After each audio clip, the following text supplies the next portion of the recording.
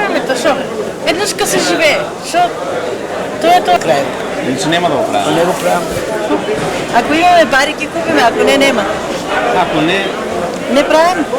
Ќе си купиме готов. Правиме секоја година. Ќе правите? Да.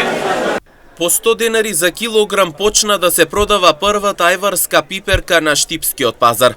Граѓаните во дилема дали ќе имаат финансии за да прават ајвар годинава. Едни велат еднаш се живее ќе се прави во помали количини, други децидни оти не, бидејќи зимата ќе ја поминат со неколку купени тегли ајвар од продавница.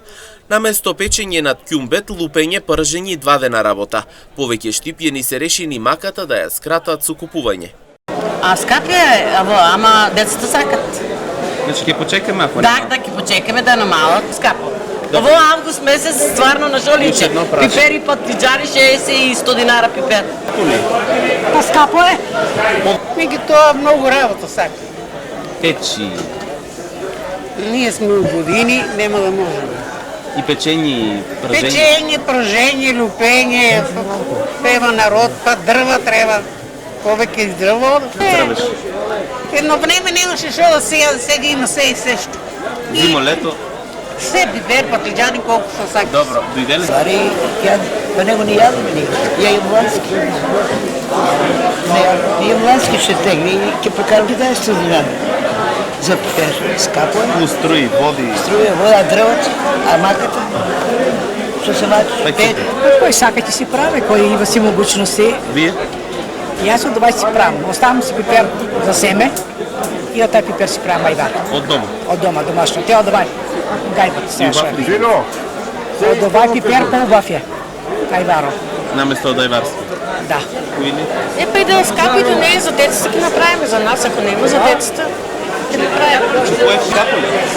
Шо не знам више почеток шо не е по-скапо, после ќе има повише. Правиме секој. Ja, за ајвар не сме размислували, още прво треба да видиме како перок ќе биде, како ќе биде составен.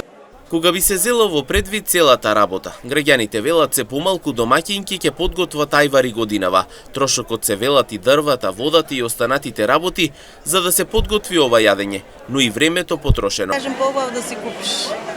Готов сега има. Убав е ајварот, тај готов ушо е. Ни струи, ни води, ни... Ништо, ни мак. Теглата и право јаде.